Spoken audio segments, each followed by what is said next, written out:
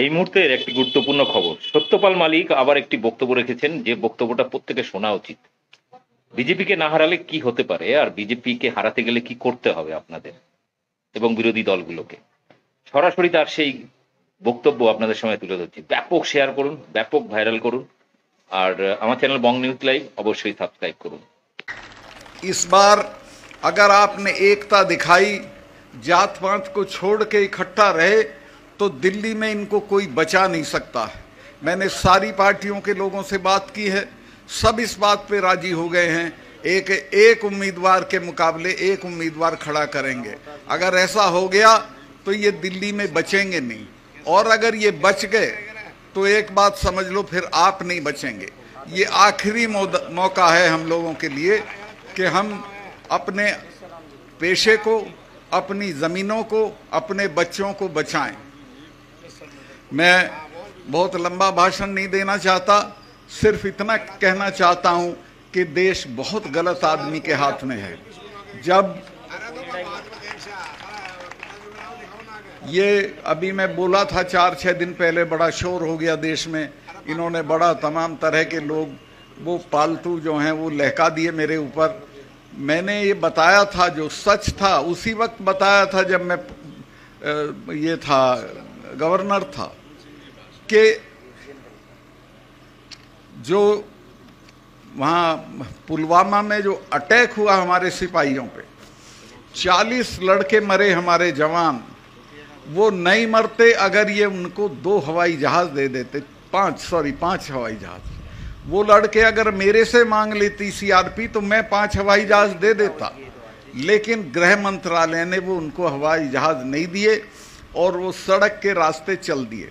उस सड़क के रास्ते में मैं गया जिस दिन ये दुर्घटना हुई, उसके बाद उसमें 10 किलोमीटर के एरिया में करीब 10 जगह सड़क आके मिलती है। उस पे एक जिप्सी नहीं खड़ी थी किसी को रोकने के लिए, कोई भी आ सकता था। तो वो आया, भरी हुई गाड़ी थी विस्फोटक की, और एक गाड़ी में मार दी और हमारे 40 जवान शहीद हो गए। ये कहीं अपनी शूटिंग करा रहे थे उसमें नेशनल कॉर्बेट पार्क में, यूपी में है वो।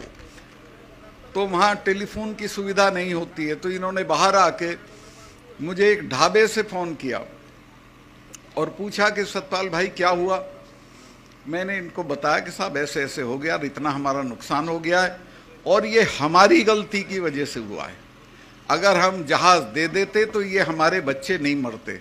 तो इन्होंने मुझे कहा कि नहीं अभी इस पे चुप रहो, इस पे अभी चुप रहो।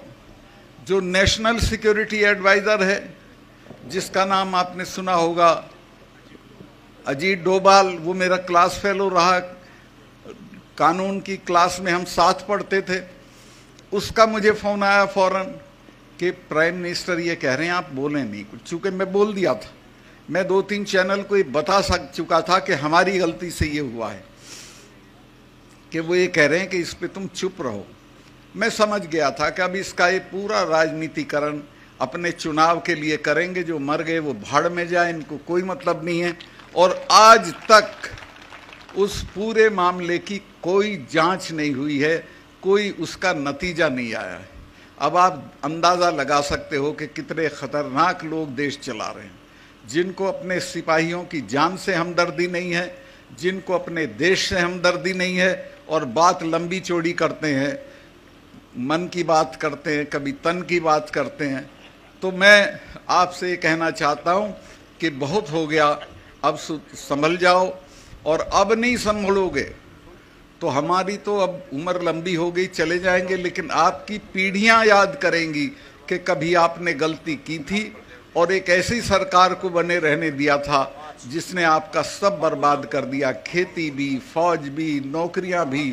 तो मैं आपसे, और मैं आऊँगा, इलेक्शन में भी आऊँगा, जो भी आपका आदमी लड़ेगा उसके लिए। मैं तो, मेरे पैर में बहुत तकलीफ़ है, लेकिन फिर भी मैं घूम रहा हूँ। महीने में कम से कम 10 पब्लिक मीटिंग करता हूँ, सब जगह जा रहा हूँ, सबसे बात कर रहा हूँ, और मुझे ये कामयाबी मिली है कि सब इसके लिए राज़ी हो गए हैं कि एक उम्मीदवार के मुकाबले एक उम्मीदवार खड़ा करेंगे।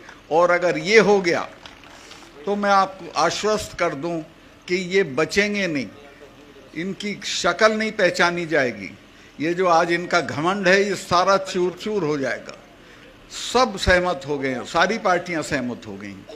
मैं बहुत लंबा भाषण कर दिया, भाई इतना ही कहना चाहता हूं कि ये मौके रोज नहीं मिलते हैं। ये मौका भी फिर तो 5 साल को बाद जाएगी और 5 साल में तो ये इतनी बर्बादी कर देगा कि आप अंदाज भी नहीं कर सकते। 5 साल में तो पता नहीं क्या क्या हो जाएगा। तो मैं काफ़ी आपका समय लिया, अभी मैं इतना ही हाँ, असली चीज़ तो मैं बोल ही नहीं रहा था, वो थी यहाँ के शहीदों की कुर्बानी। आपके जो 5 लोग शहीद हुए थे वो अंग्रेज़ों की बंदूकों के सामने खड़े हो गए थे। जब उनकी औलाद हो तो इससे क्या डरने की ज़रूरत है, ये तो कोई चीज़